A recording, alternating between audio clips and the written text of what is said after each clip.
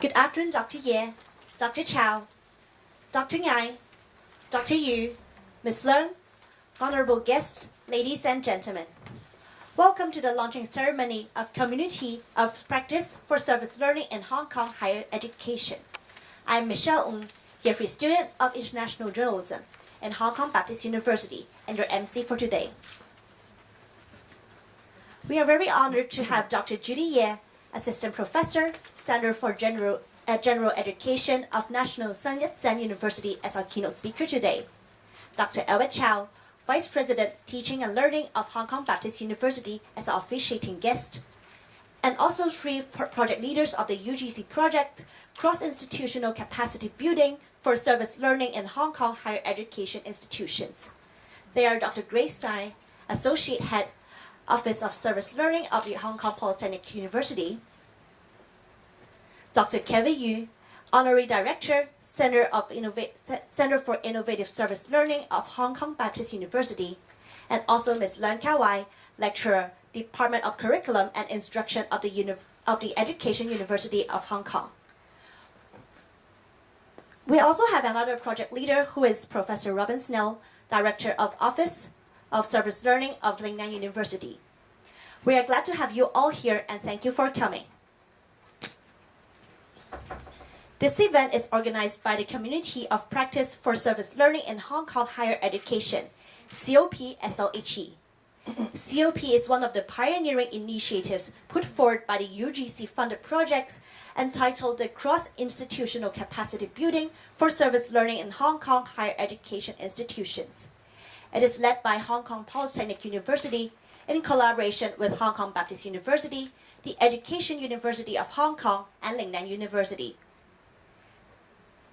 The COP provides a platform for service learning practitioners from all universities in Hong Kong to share service learning experiences and generate new insights for better service learning projects in Hong Kong. The leaders of this UGC project will tell us more about this later this afternoon. So to begin with, may we now invite Dr. Albert Chow, Vice President, Teaching and Learning of Hong Kong Baptist University, to deliver a welcome address. Dr. Chow, please. Thanks a lot, Michelle, Dr. Ye, Dr. Ai, Dr. Yu, Ms. Leung, and colleagues from other institutions in Hong Kong, colleagues from BU, students. Welcome. A very warm welcome to HKBU, and a very warm welcome to this launching ceremony of the Community of Practice on Service Learning in Higher Education institutions in Hong Kong. So Michelle has already provided a very good background of the project and the Community of Practice. Okay, it is indeed a project funded by the UGC, the University Grants Committee, the funding body of the Hong Kong government for all the universities, public universities in Hong Kong. So last year, led by Dr. Grace Tsai of Polytechnic University, colleagues from 4 universities submitted a proposal on service learning, and we fortunately got it approved. Okay, that's why we are here today. Okay, today we are very delighted that we have close to 70 colleagues from 7 higher education institutions in Hong Kong and 1 from Taiwan to join this ceremony and keynote speech. We gather here for 2 very meaningful purposes. One is, service learning, okay, and the other one is community of practice. Service learning as a pedagogical method, okay, has become more popular in the last 2 or 3 decades, okay. It is a very nice combination of Western education philosophy and Chinese philosophy, okay. In the Western side, we are probably aware of the very famous 4-stage learning cycle of David Cobb, published in 1974, okay. It starts with conceptualization or abstract knowledge, and then planning, test, concrete experience, reflection, and then after reflection, it goes back to the abstract knowledge. So the cycle goes on. So the students would learn through learning or the cognitive side of learning, and then doing the hands-on part of learning. And in Chinese, we all know the quote, 知行合一, okay, 知行合一, okay, the combination of knowledge and action. So it is indeed a very nice coincidence that the Chinese and the Western philosophies coincide, converge, okay, into this concept of service learning. And we have plenty of research, say in Hong Kong, Dr. Grace Ai, Professor Stephen Chen, and their team at PolyU have repeatedly demonstrated the impact of service learning on students. Students will become more socially aware, they are more capable of doing teamwork, communication and all that, a lot of benefits for our students.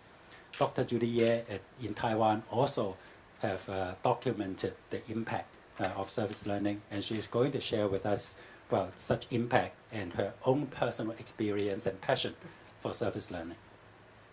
The second purpose of today's ceremony is community of practice. Higher education is a field of very fierce competition. Sorry.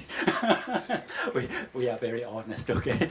We compete for money, we compete for good students, we compete for resources, we compete for ranking, we compete for media attention, and the list goes on. But I guess what makes our job meaningful is not the competition, but indeed collaboration. I think we have a whole lot more similarities than differences among ourselves. We share the common vision of nurturing the next generation for the good of the future generation and the future of humankind. We share a lot of common ideals, we share resources, we share good practices and all that. Despite all the competition that all these external agencies put on us, the funding agencies, the ranking agencies. So let's, for a day, okay, forget about those competition. But indeed, the community of practice is a very good way for us to put our efforts together, to advance service learning and higher education. At HKBU, over the years, our colleagues in the Student Affairs Office, led by Professor Gordon Tang and Mr. Tony Chen, have sent hundreds of students or thousands of students to various service learning projects in Hong Kong and outside Hong Kong, benefiting many service recipients. We just published our 10-year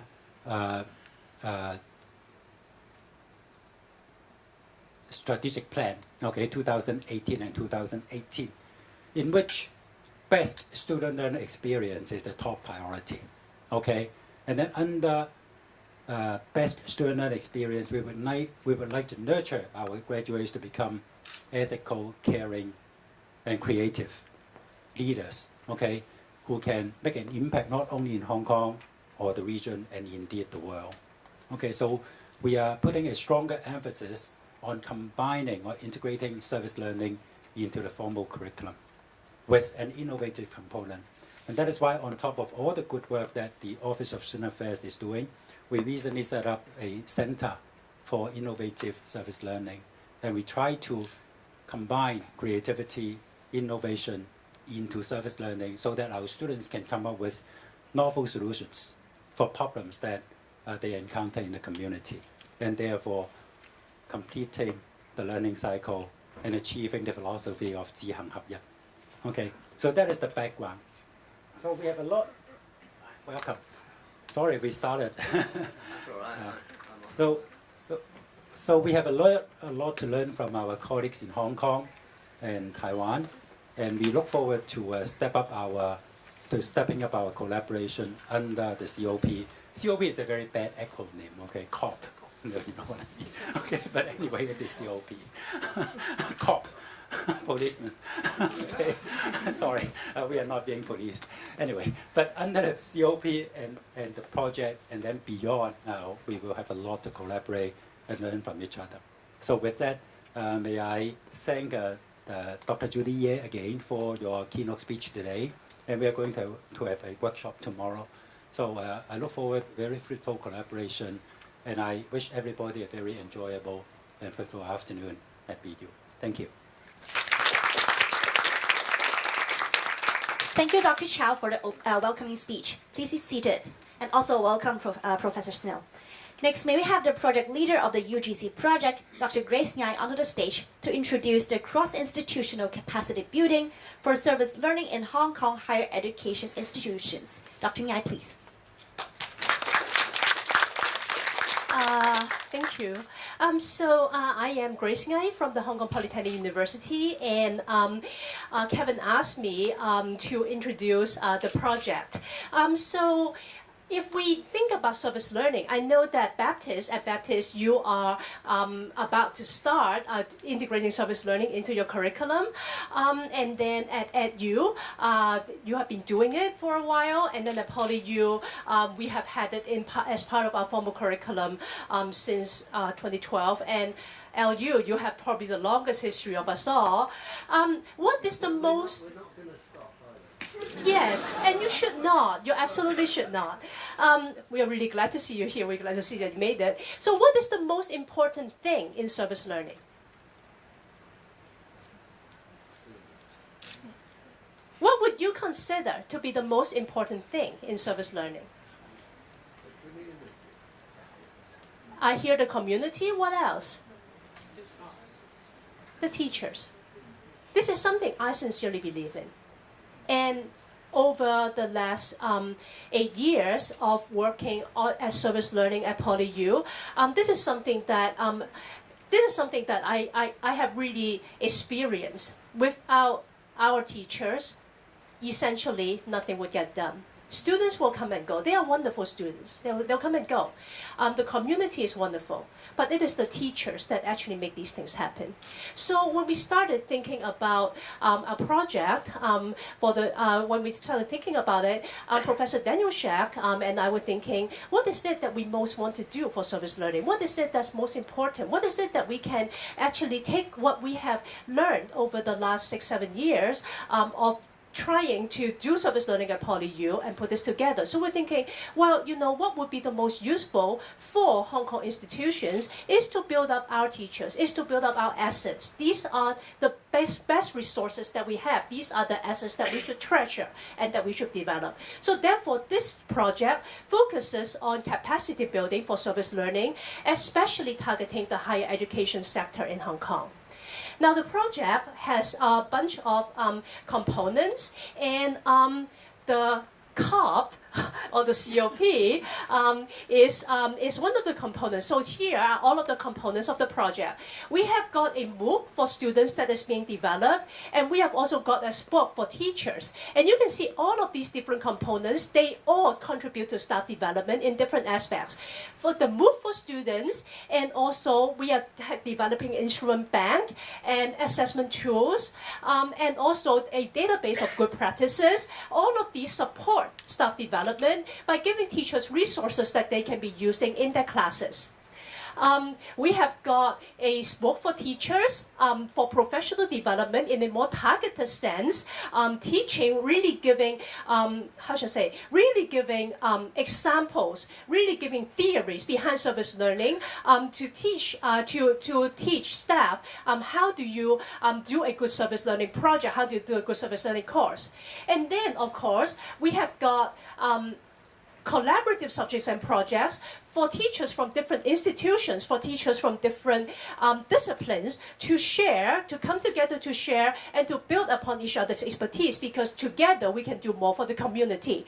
And then, of course, we have got our community of practice, because one of the things that we really have learned over the last 8 years at PolyU is that staff support, peer support, the spiritual support is something that we can't do without. And one of the things that I find the most precious from these 8 years of service learning at PolyU is that I've gotten to know so many colleagues, and they have become good friends. Even though we may be competitors, even though our departments may not like each other, we like each other. And in the community, when we do service learning, we work together because we work together for the common good. And there is something about service learning that brings people together. And this is key to what supports service learning.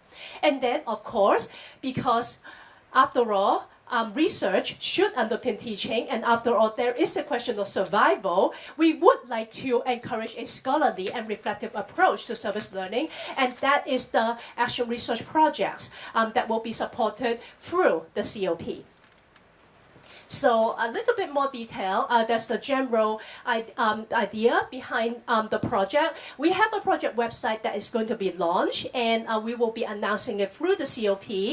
We found that that is the best way to reach all colleagues, and these resources, as they become ready, will be released through the web page, and we really hope that you will find it useful. And even more so, when you use it, we hope that you will tell us what you think, like good or bad or whatever. Please do let us know, because only by knowing what really works can we actually hope to improve and do something that will really, really help everybody here.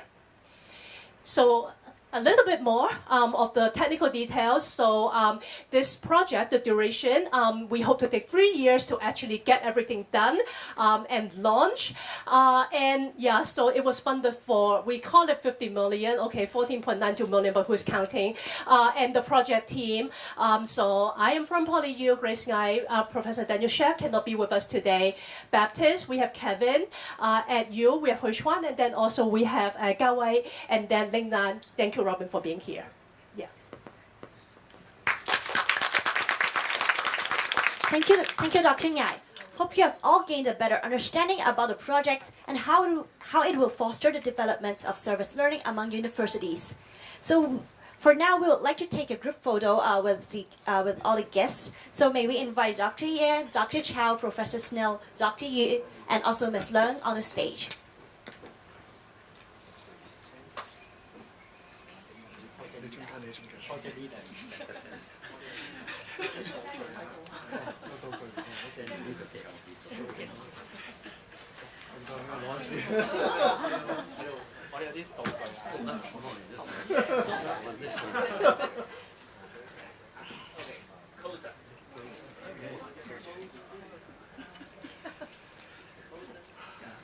Okay, 1, 2, one more.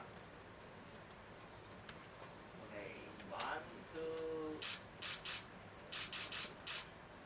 Okay, thank you. Thank you. Thank you, everyone. So we are now going to have our keynote speech. May we invite Dr. Judy Ye onto the stage, please. Dr. Ye has substantial teaching experiences in Taiwan and the US. She specializes in teaching service learning and youth leadership development. She is also an awardee of the Outstanding Service Learning Lesson Plan Award presented by the Ministry of Education of Taiwan in 2015. She will be presenting on making an impact on student learning and communities, my passion in service learning. Dr. Ye, the stage is yours. Okay, thank you.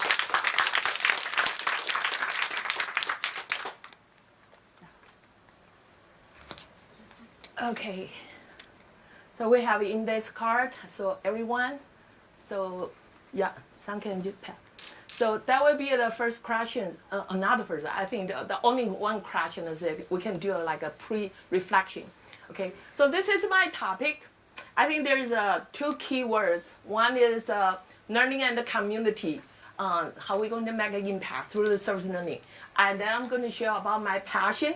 So I think the pre-reflection question is, could you please just take 1 minute, okay?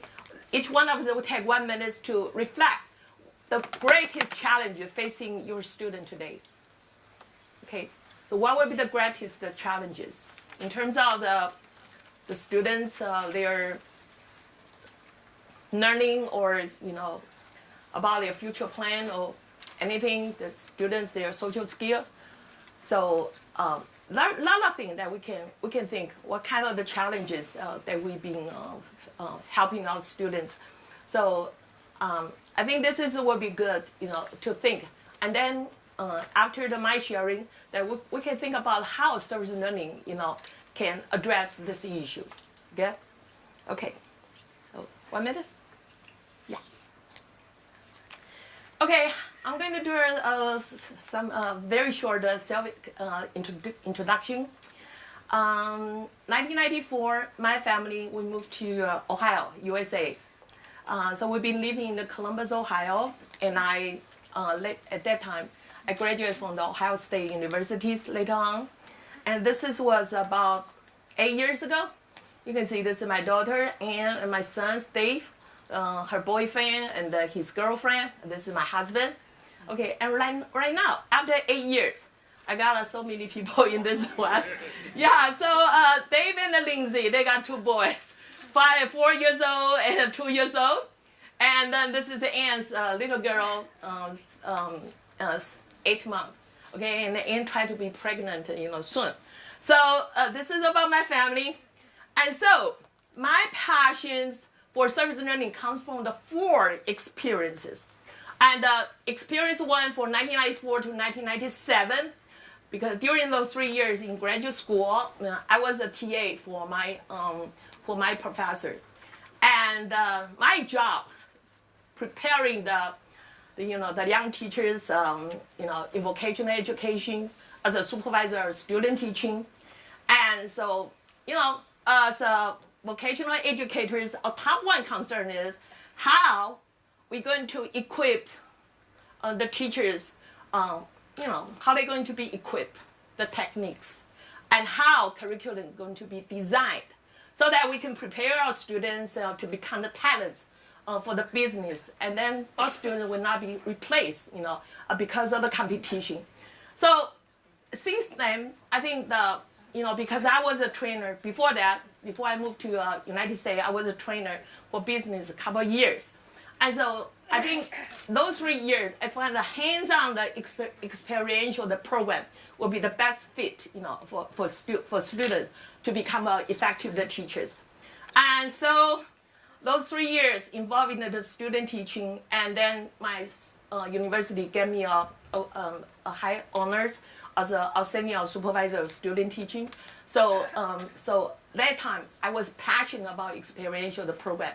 So I went to the school to see my students, their teaching performance, and then immediately help them reflect the thing they can do better for the next day.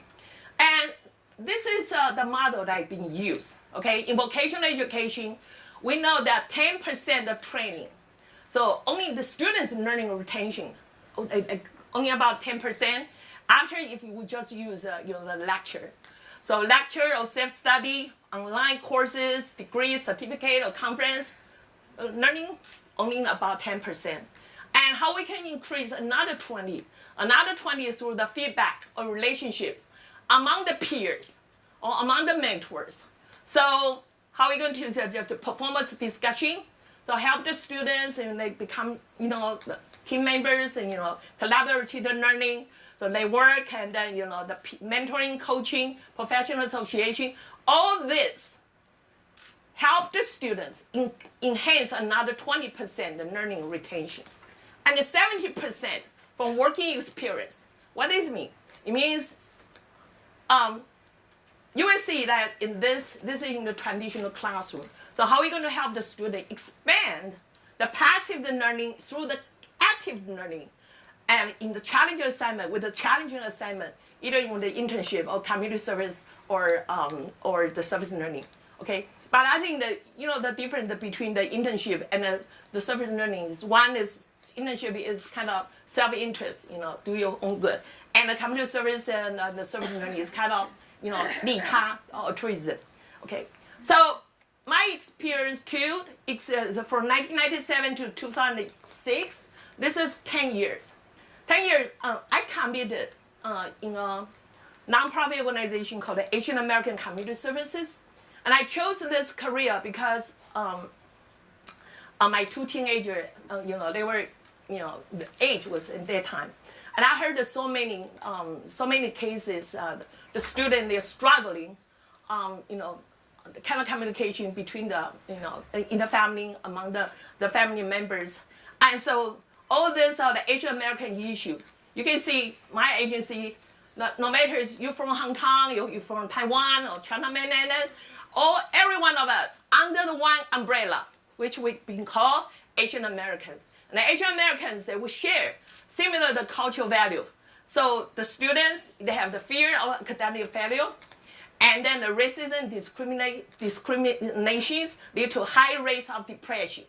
And my survey, age from the 14 to 24, the girls, the Chinese background, the girls, okay, in this range of the age, had the highest suicide rate. So how are we going to help the students the refugee, the immigrant issues, and all this in depressions, and some of the cultural value about shame or saving faces. So these are the something that different. Any topic here, we just created the projects and apply the funding from the federal or from the private foundation. We do everything that we can do to help the younger generation. However, I concern more if youth, they can find their life directions. So this is a book. The William Diamond, he's director of the Center of the Lessons in Stanford University. So this is his book. He said, because he interviewed and surveyed about 1,200 the youth aged between 12 to 22. And so they analyze and then categorize the 4 different types of the youth. Number one, disengaged the young people, this weight about the 25%. So what it means, 疏离的年轻人? It means this type of the young people, they don't have spatial the purpose in them, the roles that they play, in life. For example, as a child, as a student, as a friend, or as a citizen, they don't show any spatial the purpose. They don't show any spatial the interest. So most of them they just enjoy the fun, the activities, okay? And they even have not tried anything that to try to find a purpose. And dreamers, 空想的年轻人, 25%. So 空想年轻 means this type of the young people, they have some ideas. They know what they want to have, but they have not committed. And even they don't have realistic plan.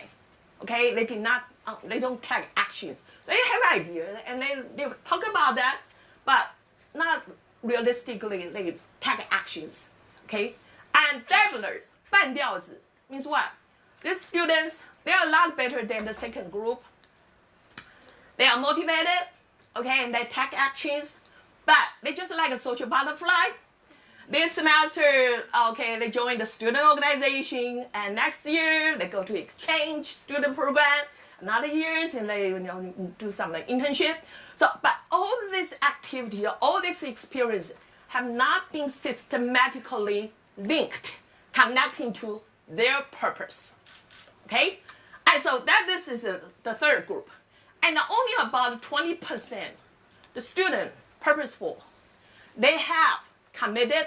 Realistic plan. They know what they want. Either they choose, they want to, have a family, and or maybe they already decide a career. Maybe they have choose a religious life, or maybe they want to start a business. They know what they're going to have, and they have realistic plan. They know how they're going to achieve them. So they feel energetic. They feel motivated. And they feel that the passion about the learning, the passion about the serving, and they know why they are doing this. And so the college life becomes meaningful to them. Okay, therefore, those years, I devoted myself in this mission. So my mission statement is Juliet empowered you to pursue their passion, discover their vocation, and utilize their strength and leadership to make the world a better place. So as long as the job or the role connecting to this mission, no matter I can be a teacher, trainer, mentor, or coach, or even carrying a dog, provide the listening ears, and then I would do it until the midnight, and I would not feel exhausted.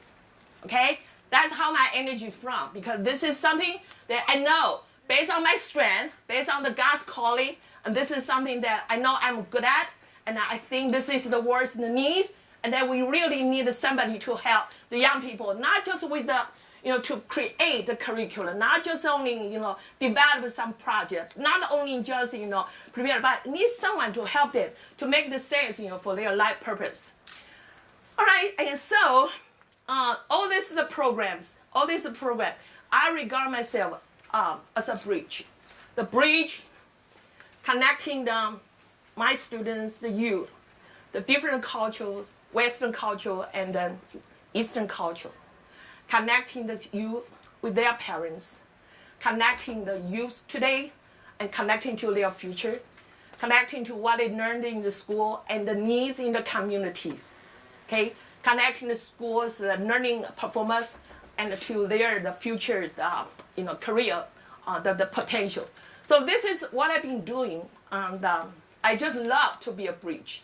I love to be the bridge, and this is the model, the experience free, and I applied the service learning, and then some of the leadership models, developed by John Maxwell. So you can see this is a very famous model. It's called the 5 levels of leadership. Level 1 is positioning the leaders. So in this level, the leaders are the boss. Okay, now, not the leaders, and they control the people just with the power, and then the position. So the people, they follow them just because they have to, not because they like to. They have to. They have no choice. Okay, and so how are we going to just move the leadership to the second level? It's called permission the leadership. Permission leadership means, and this level just we listen to our followers, and then we have the good soft skills, and communicating, the teamwork, and giving or receiving the feedback, those kind of thing.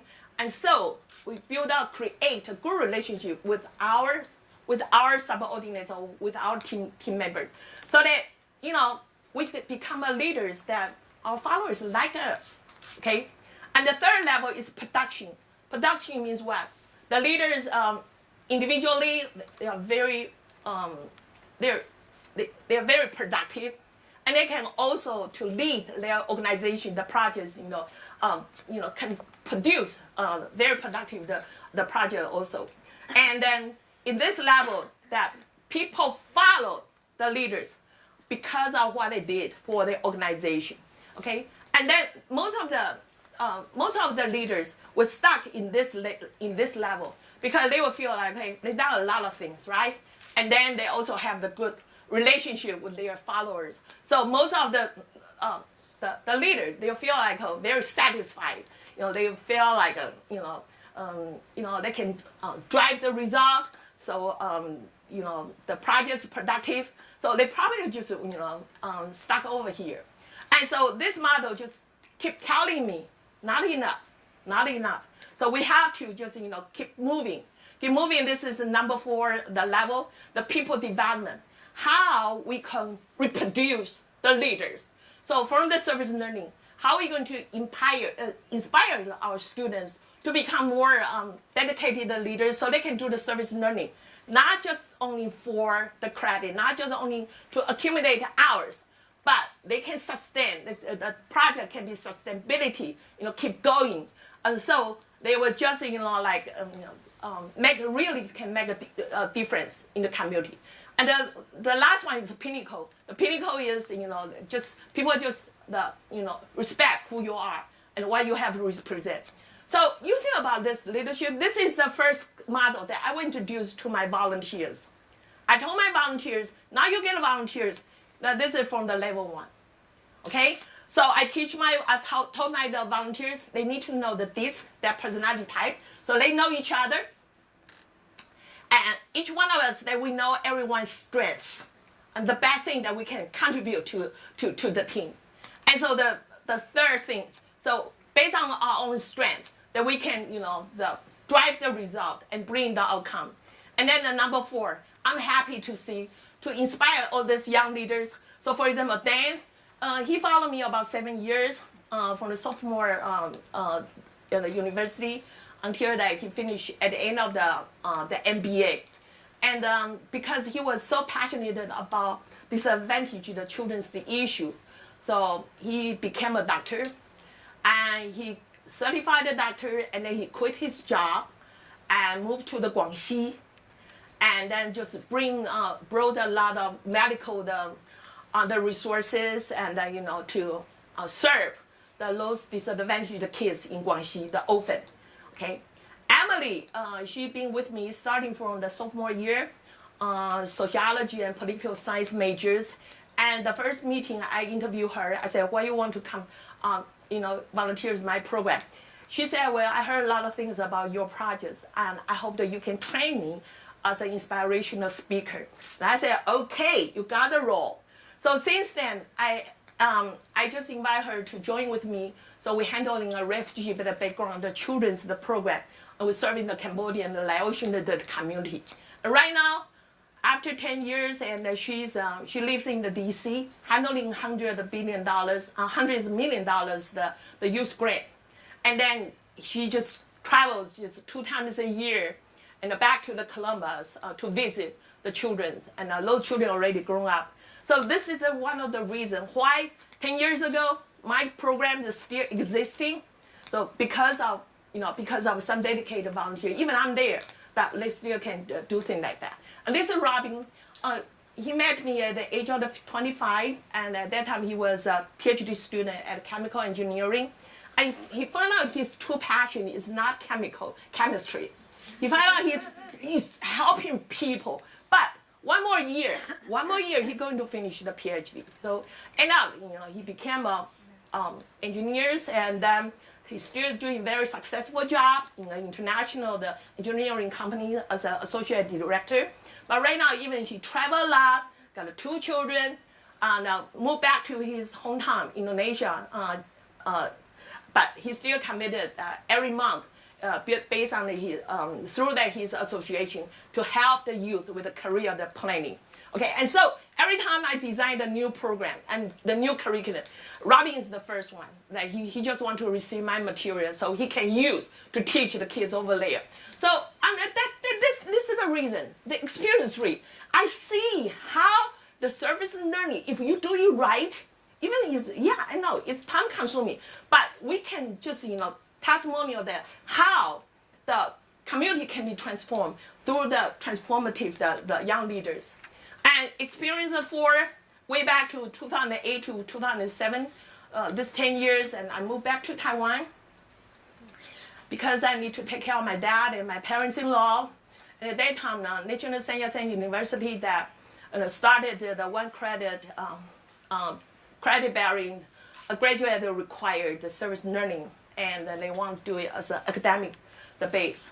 And so I was invited to design the curriculum. So all these years, first 3 years, I was a visiting scholar. So do everything what we can do.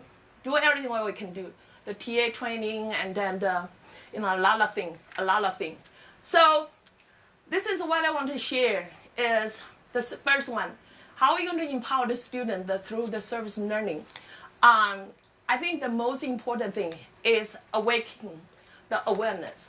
Okay, I'm not so sure about the culture in Hong Kong, but I can tell you it's just service learning is such difficult, the challenges, such difficult the task in education so far in Taiwan, because during the last 10 years, service learning can be very popular. It can be that we can do a lot of things, because government highly involved.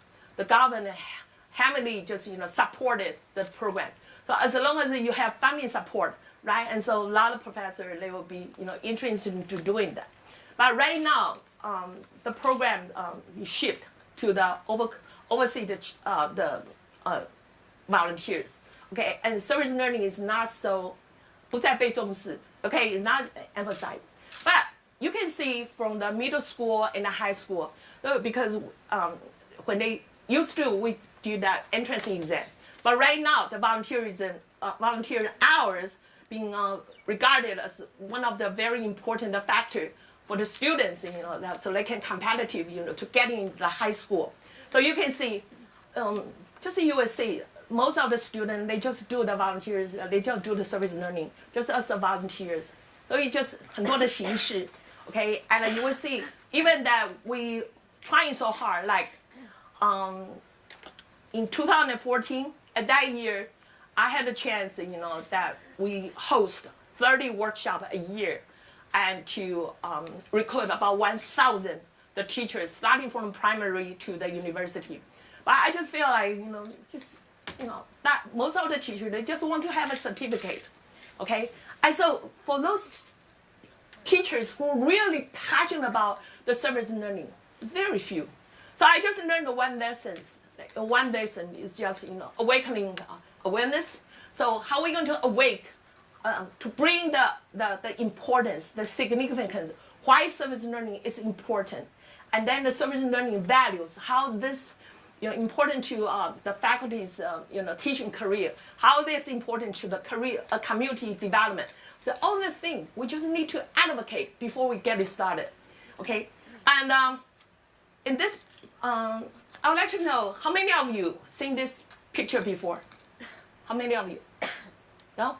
Okay, so you can see here this one is a high learning, and this side is low learning. Okay, and this side high service, and this side is low service. So traditional education in this quotient, the high learning and then the low service. Until you are the 班长, all right, 干部, the officials, then most of the students, they provide very little the services in the classroom.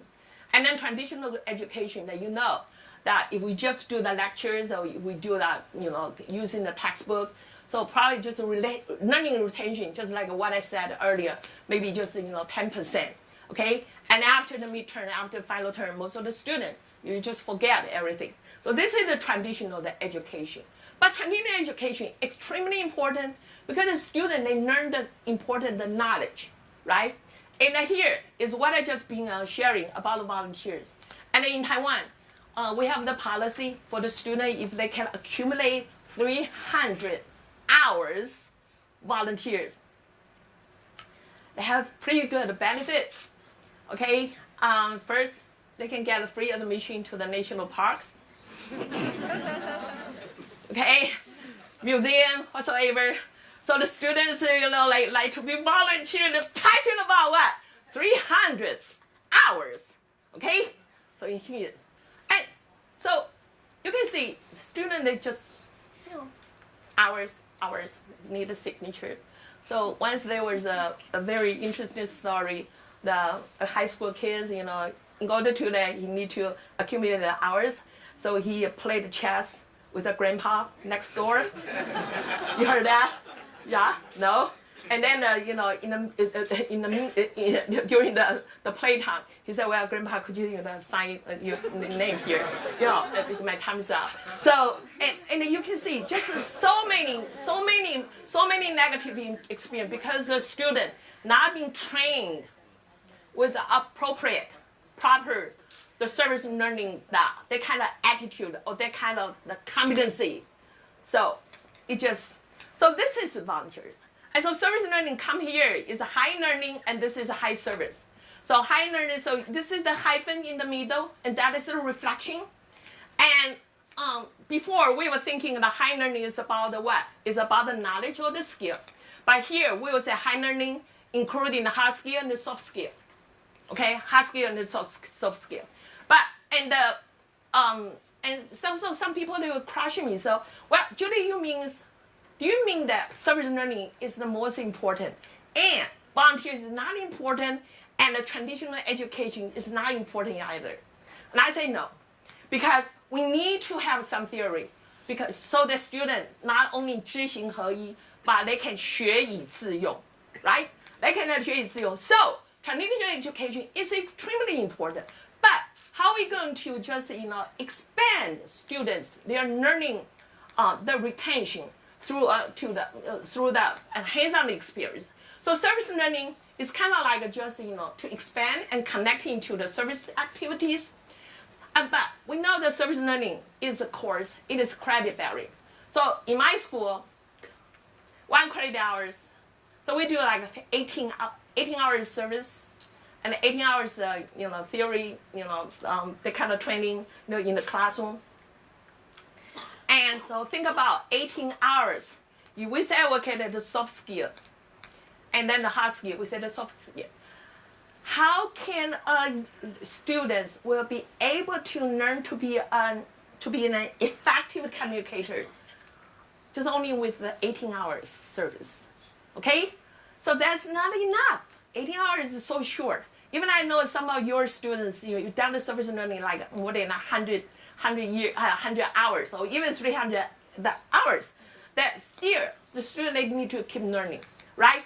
So that's why service learning 是个学校教育 school education.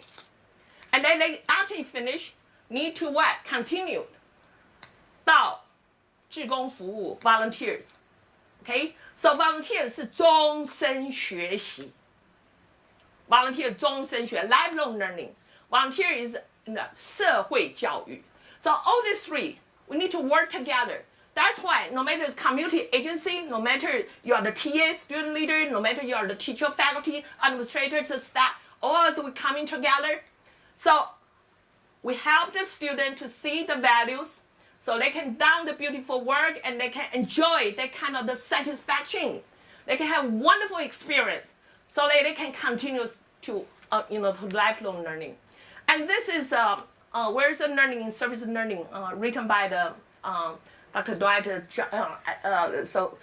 Giles and then Janet. And these are the outcomes, okay? And I think that you probably, if you're involved in the service learning, I think you know this is being regarded as just like a Bible in the service learning, right? So tons of the statistics regarding about academic, the outcomes, self-development, personal development, community engagement, career development. So service learning be proving that can provide the evidence, in this area. But for me, I think back to the, my concern more is service learning can help our students. They can find the path to purpose. They can find the purpose. And so this is the mission statement that in my program, I want my students, they develop. Okay, so before the service learning, the student, they need to think about who they are, what they are doing, what they're going to do after they graduate. So we have the different, the kind of the workshops to help the students to explore themselves. So this is Han Renxu, Xu Jianhua. So 双主修气管系, he's a Christian.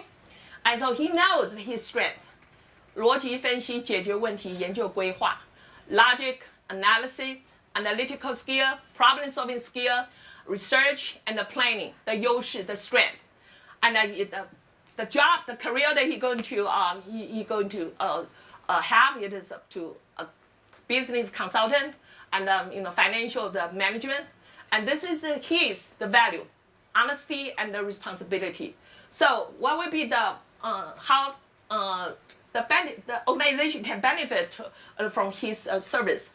个人及组织成长、企业获利的目标 and so that it's not just he can get a job, but after he get a job, he can make the impact, to fulfill the corporate sociability, and also he can testimonial that the Christ, the faith, and so that he can be contributing to the society and the internal life.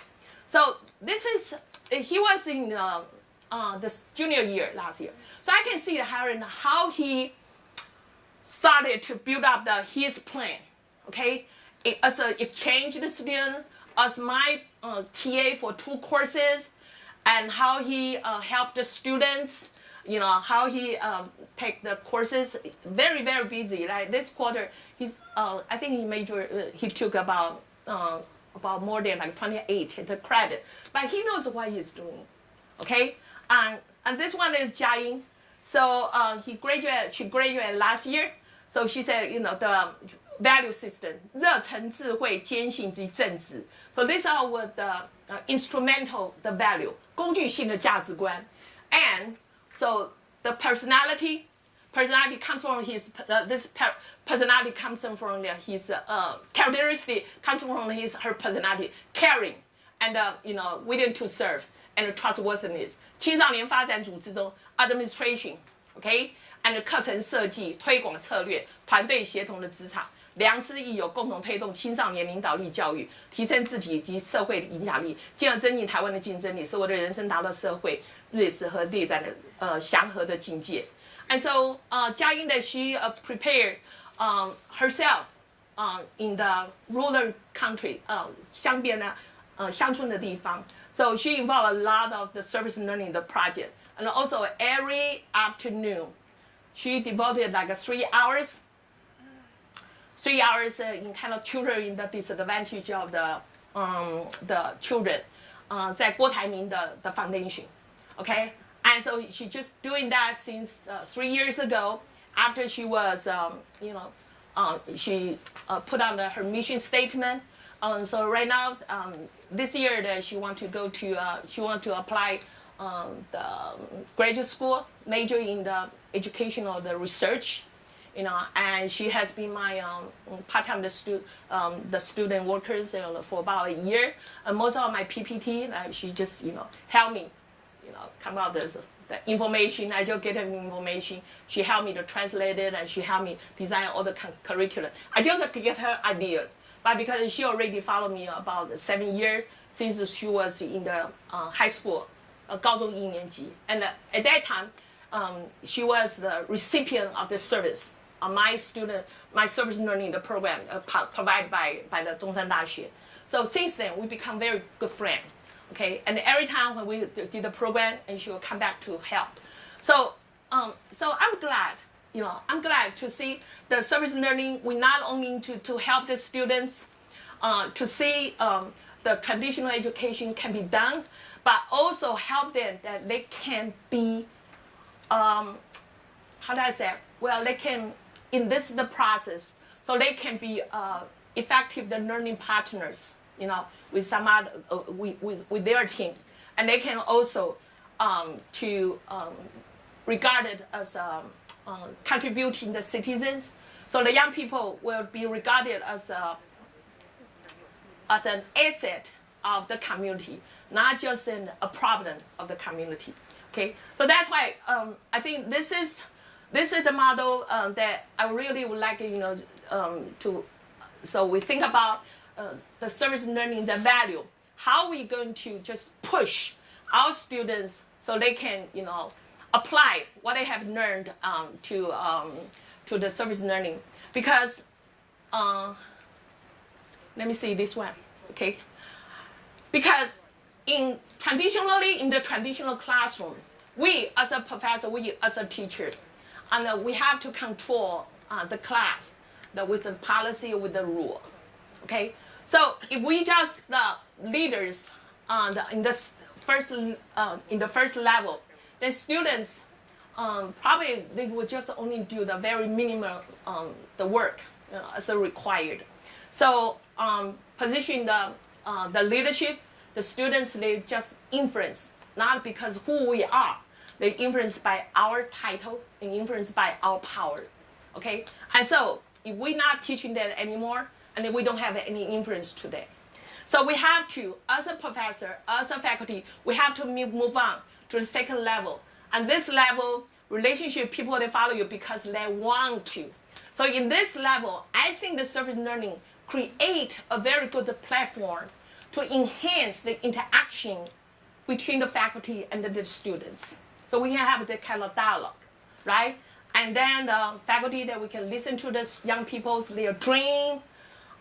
We can help them, develop their strength and create the relationship, and then we go up to the third level. The third level is production. So in this, I think it's just beautiful because traditionally, the scholarship we just produce the papers, right? So how are we going to use the service learning approach? So that we can just transform the traditional the scholarship and to become the scholarship of engagement. So no matter is the scholarship of discovery, scholarship of application, scholarship of integration, and scholarship of teaching, we help the learning, and then the service program will become meaningful, and then we can also to get the community involved. So community also serve as the mentor to our students.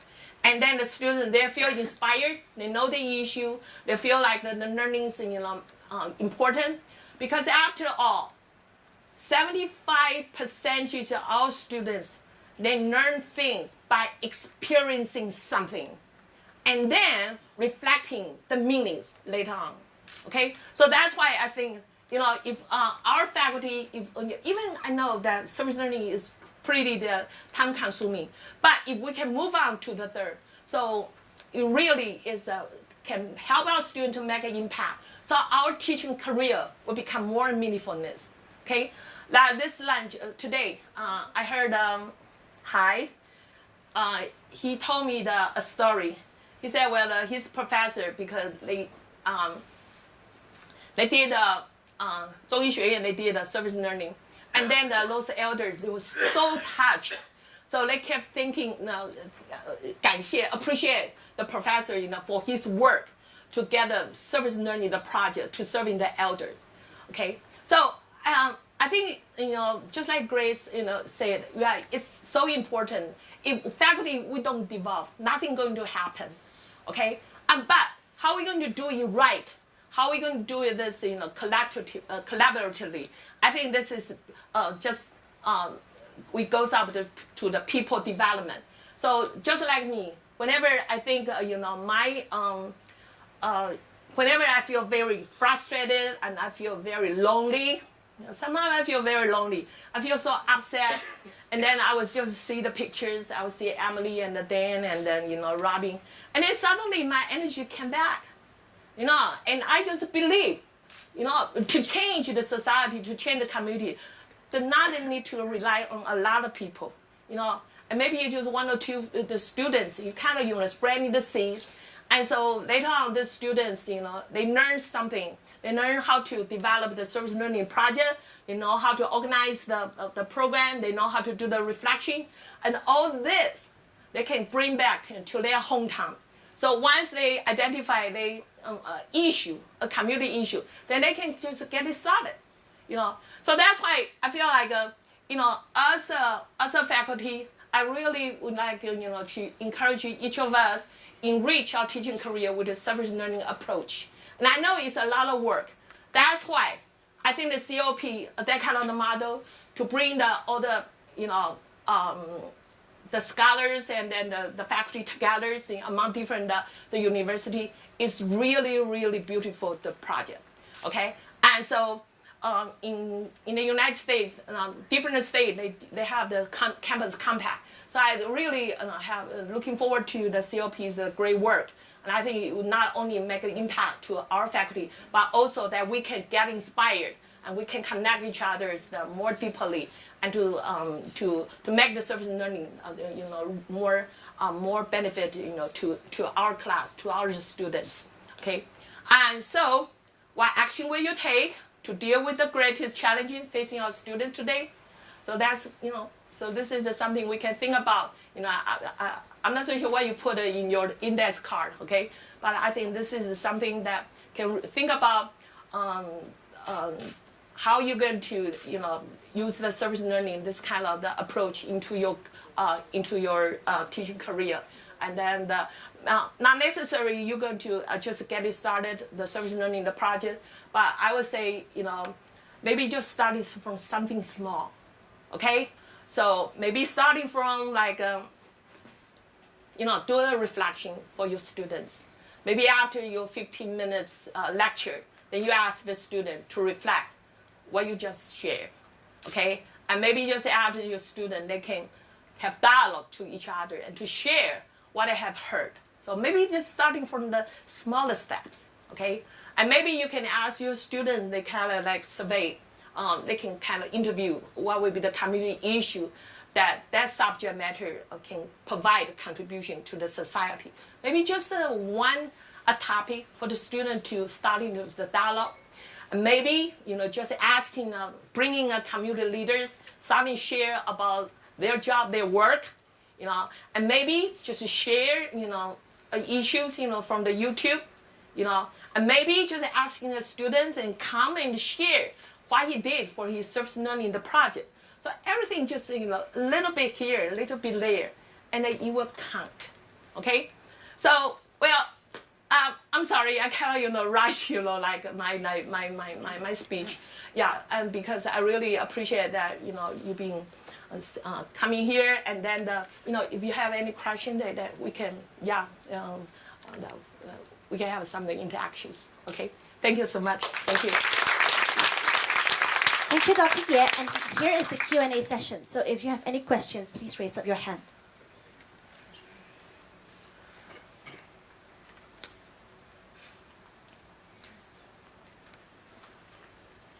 Hi. Yeah, Dr. Ye, that's good. Thank you for your coming here to share with us your experiences. I have an experiences in my class doing service learning.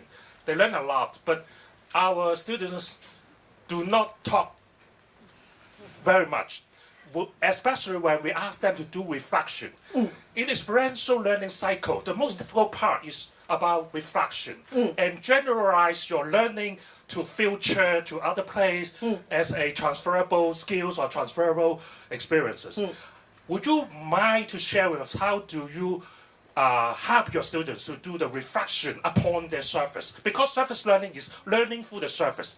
They do a lot of surface, just like the volunteers. Okay. But how can they link the subject matters with the soft skill experiences, hard skill experiences in the community? How to do the reflection and consolidate the reflection idea in the learning part, the self-reflection skills. How do you do that? Let me clarify your question. So your question, I think the two part. The first part is how to make your student talk. Yes, the Chinese student. Okay. So is that a key question? How to make your student talk? Yeah. Okay. Yeah, to share the experience, to share do the experience. reflection and tell their personal thing, Okay. share with others and as a group. Okay. And then how to do the reflection. How to do the reflection? Two parts. Two parts. Two Very parts. Good. Yes, very good. Thank you. Okay, reflection is a huge topic. I don't think I'll be able to do it with such a short time. Okay, but I share my experience how I make my students talk. Okay.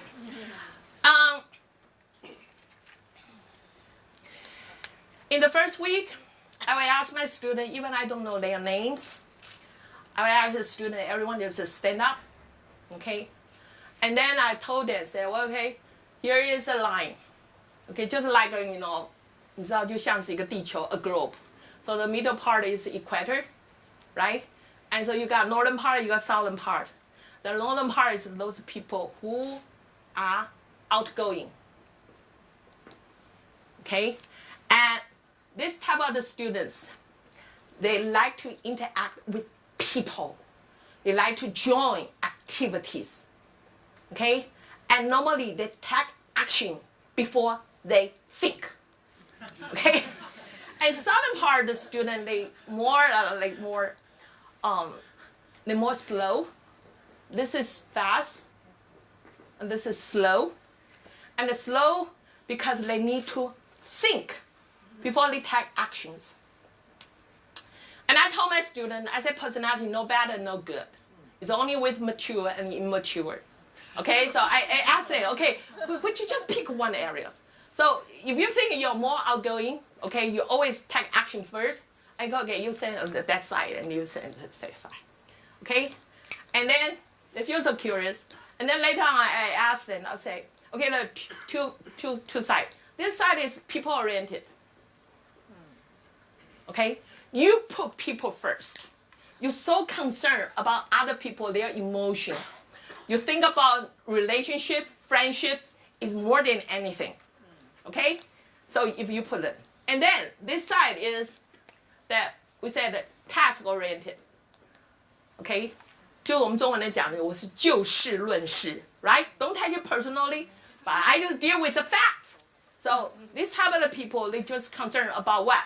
Performance, concerned about detail, concerned about the quality, concerned about the outcome, concerned about all kinds of those numbers and So these are the tasks. So pick one. So that's how my students 1, 2, 3, 4 immediately I know 80% their personality. Okay? So this type of people be very confident. Okay? And they like to challenge. The motivation is challenges. They don't like to remain the status quo. They just think about, okay, I can do it, and my way is no way. Okay? So they don't like listen. They just want to take actions. Okay? And this side is I, inspirational. They're social, like socialize with other people. They're very good in the presentation skill. They're very good host of the party. They're good with the PR. They like to sing. They like to be fun. They like to be the center of the stage. I. Okay, and this is S and the C. In my university, my survey, more than 80 students are the downside, the southern part. So I know, students don't like to share. That's very natural, very, very natural. So that's why I have to find out who are the northern part. So I can identify, okay, Kevin is I, okay, and who is in D, and then, okay, for example, Eva is I, okay, and then Kevin is I. So I will start to call the names, the I people. They were the first group to share what I want to know, what I can share, okay? And but before that, I also just ask my students, because more than, the majority of the southern part, right? So they need to take time. So I will just give them a piece of the paper. So all the reflection, they will need to think first. So do not just rush them, to share. So give them the kind of maybe 1 or 3 minutes to reflect. They need to reason, what the steps. So they write out one by one. And then I pair the students. So this is A, this is the B. So B you share with the A you share with the B. Okay, this is second round. And then the third round, I ask the I-type student, to stand up and share. And then the S and the C will feel like, oh, that's not hard. That's not hard. And I just told them the C-type student. I said, well, you know what? You are deep thinker. You're a deep thinker. Some of the information that you share will amaze us. How deep you are, how profound. That okay, so they'll feel well. They'll feel inspired. Okay, S-type people, sometimes I say, well, you are very sensitive to people's needs. Whatever you have observed, extremely important for our service. So they will feel well. They'll feel inspired. Okay, and so the first 2 rounds, just either I people and D-type people, and then I ask the S-type people. No matter how much they say, maybe say 1 sentence or 2 sentences, I say, good job, keep up. Okay, or maybe I'll just ask the student, if they don't want to raise their hand, I will just take a look at the note. I said, son, what a beautiful experience you put on there. Tell everyone else we can benefit from your sharing. And then son will feel, well, kind of honors, right? So this is how I inspire my students, starting from this. And this is something I will share tomorrow. So different DISC the students, they have different service learning the projects. Okay, because different personality, they will have different strengths. And you just need to have the teamwork done by these 4 types of the people. Nobody can do the service learning alone. Okay? So students, they need to know themselves and feel so proud about what they can give to the society and the community.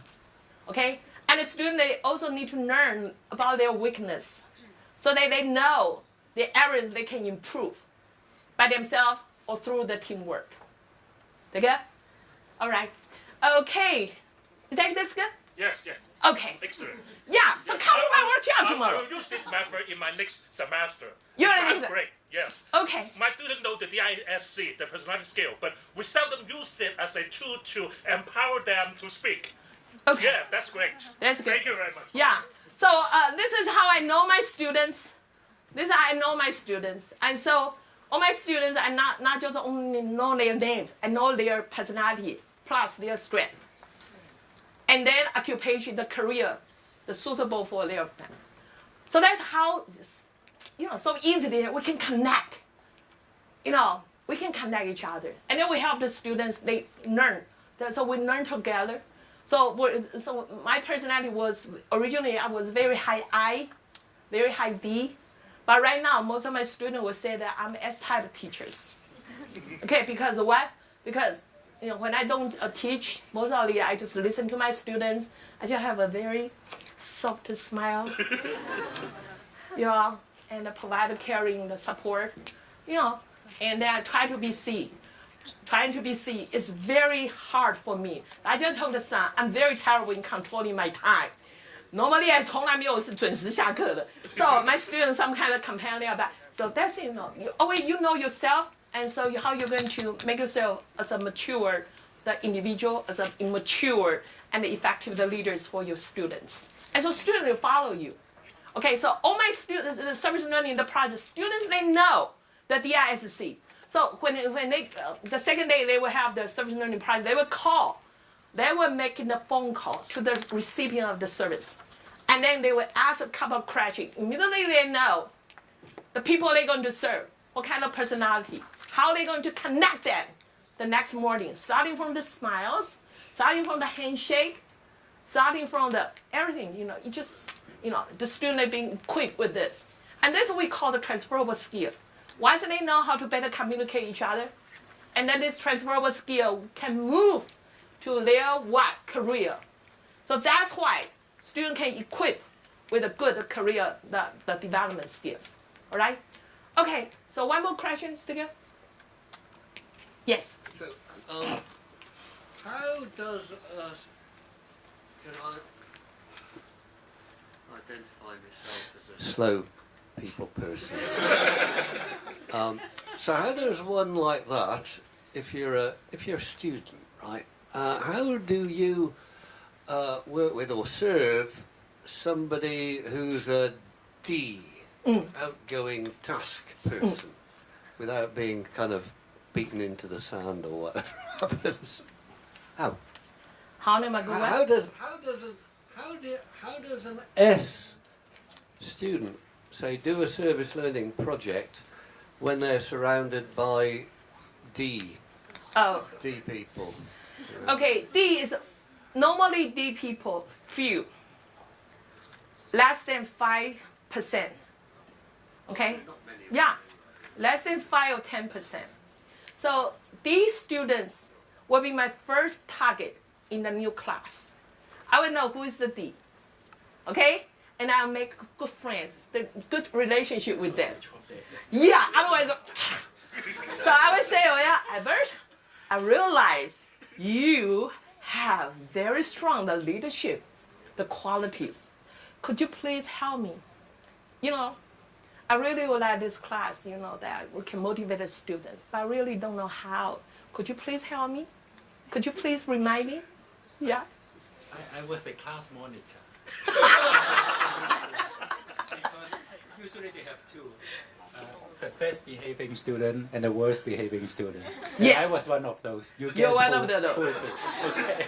You know what? That was the reason. I think that's the reason why you can have, you can, become a vice president. Because fearless, no fear.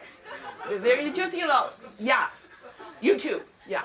So always, you guys just only one thing, this is diligent, diligent, diligent. Hard work, hard work, hard work. No, disruptive. To make the disruptive student behave, so they make so I was just going.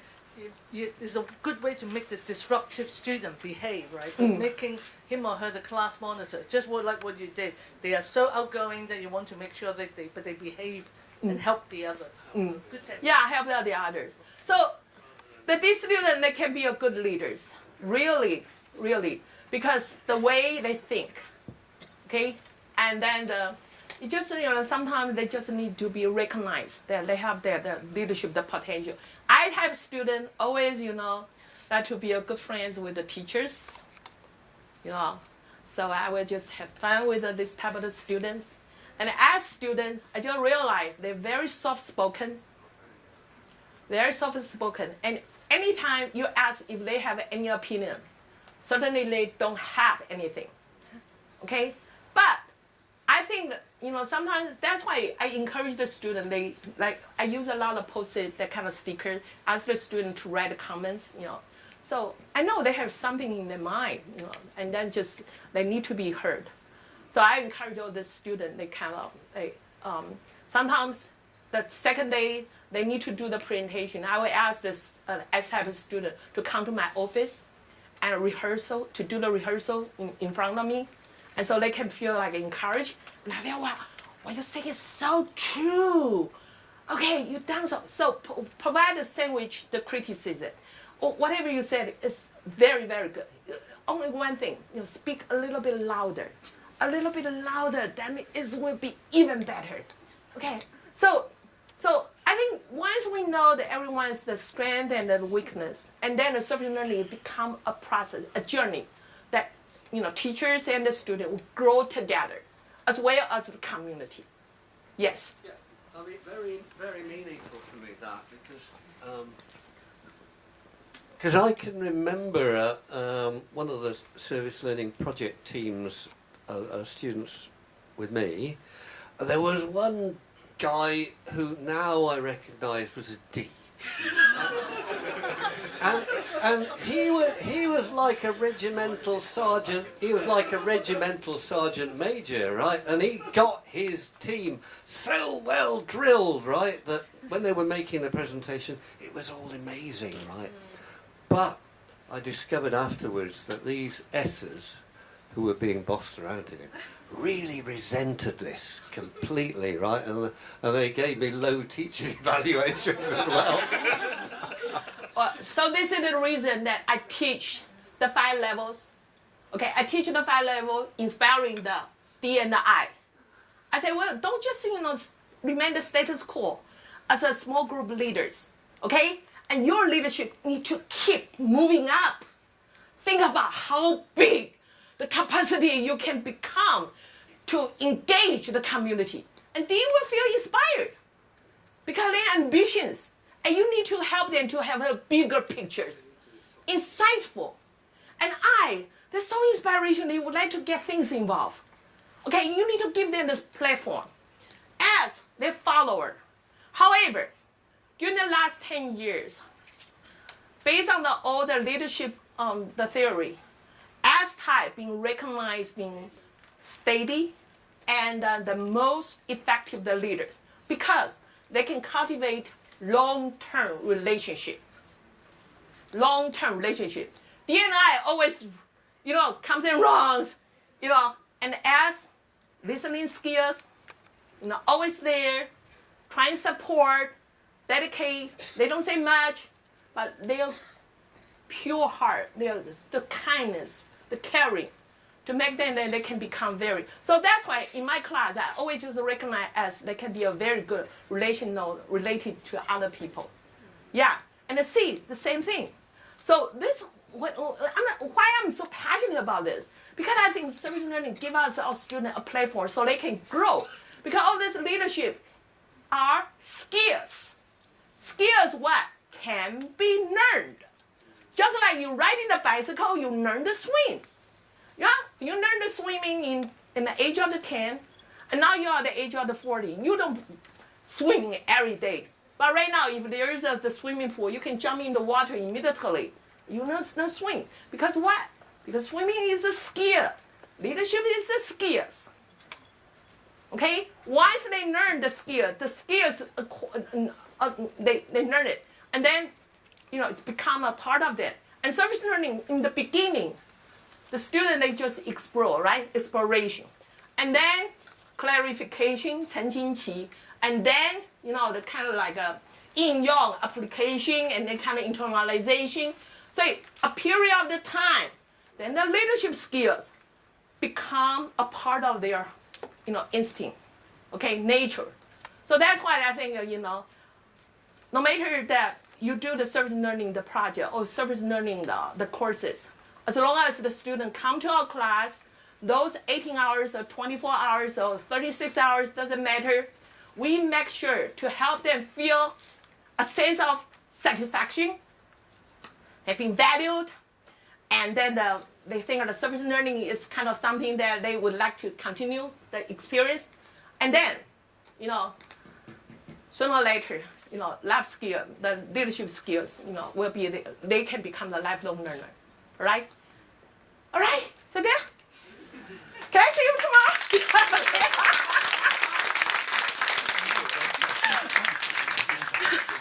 Thank you, Dr. Ye, for your motivating speech and response to our audience's question.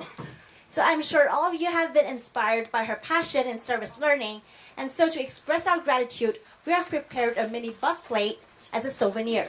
This is handcrafted and sold by a social enterprise to promote local tradition and culture, craftsmanship, and intergenerational communication.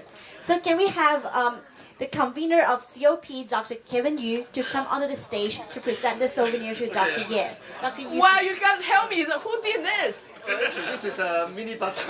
Yes, and so you can see on the plate, it actually is right. Judy is a fan of service learning and a Chinese character Sappo, Oh, which is direct. Fan of service learning. Yeah, okay.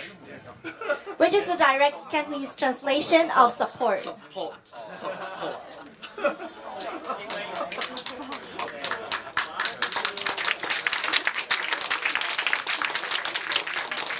谢谢。Wow，谢谢 ，meaningful。 Yes, we would like to show our appreciation to Dr. Ye's long-lasting dedication to service learning. So cute. Yes. So thank you, Dr. Ye and Dr. Yu, and please be seated. So now may we invite convener of COP, Dr. Kevin Yu, to present the closing remarks. Dr. Yu, please. Okay, I'll just make it quick. I think you have just okay. Yeah, learning. I mean, the passion. You can actually feel the passion of Judy. I think we learned a lot from her because I think a few years ago we have actually in fact we have a COP and then we went to Taiwan. I think we learned so much from her, and that's how we started the service learning in the School of Chinese Medicine. Okay, well, as Grace has mentioned to you just now, I mean we have it's a project. Okay, well, constituted from 4 universities: the PolyU, the BU, and EdU, and the LingU. I think it's amazing because well, it has different institutions come together because, as Albert said, in Hong Kong, institutions tend to compete. Okay, but UGC always try to encourage deep collaboration. Okay, and finally, this is an opportunity that we are able to share with one another. And I think this UGC project provide a very good platform for us to share, especially the sharing of the good practice with one another. Okay, so I'll do it myself. See? Okay, thank you. So, well, probably you remember what Grace has mentioned. Apart from sharing of good practice, the amazing thing about this project is service learning are very often focused on our students. But in this project, we always also want to focus on the teachers. Okay, because I think it is the teachers, but students come and go, but I think the teachers give their interest in the service learning, they will have this continuity. Because we want, in fact, we are actually agents of change. We want our students to be changed, to be transformed, and to mature.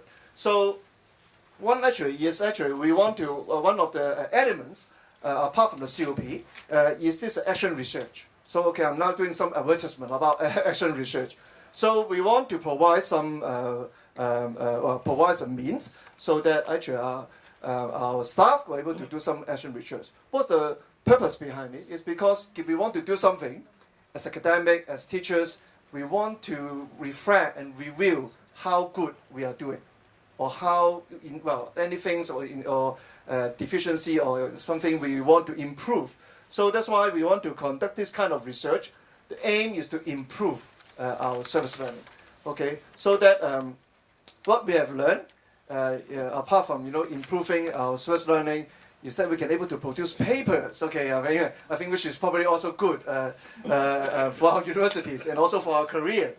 So yes, academic research. So that's what we are doing. Okay, so we are going to this kind of action research, because it's a cycles, and we have the questions through the research. We find out how we can improve our service learning. So what we are going to do actually with this support is, of course, in the 4 institutions, we are a lot of experts in service learning. So actually, they will be act as advisors. So you can actually, from the different representatives, who you can seek advice from. And then we also have some training workshop, just like we have today. And then we are going to, towards the end of May, we're going to also have a workshop we're very glad to have Dr. Ko from EDU to also to help us to actually share with us more about action research, okay, and more important, how we can write a grant, okay, to apply for funding for this project.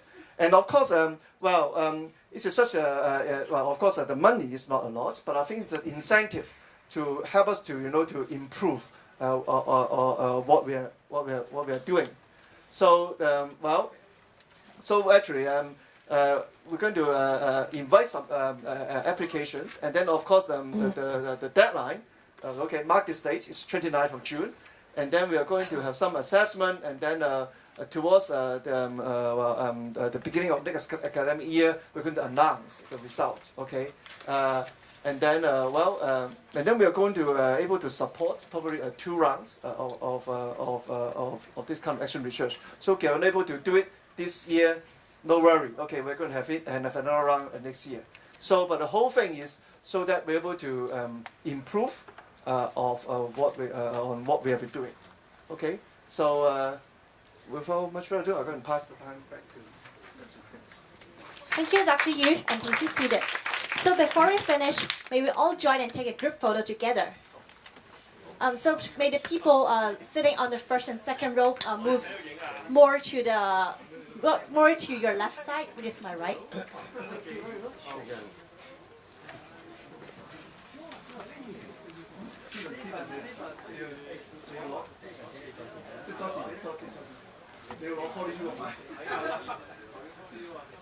And also, people at the back, you may move forward so you will not be blocked by the video camera.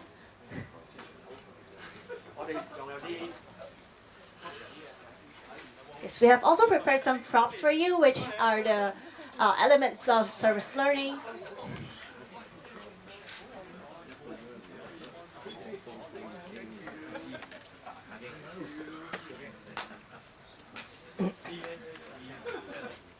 Fill the empty seat. May the people at the from the back please come forward and fill the empty seats.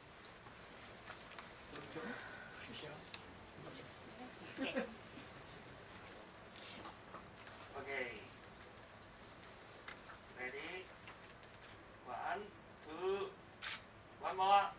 1, 2. Okay, thank you. Thank you. Thank you, everyone.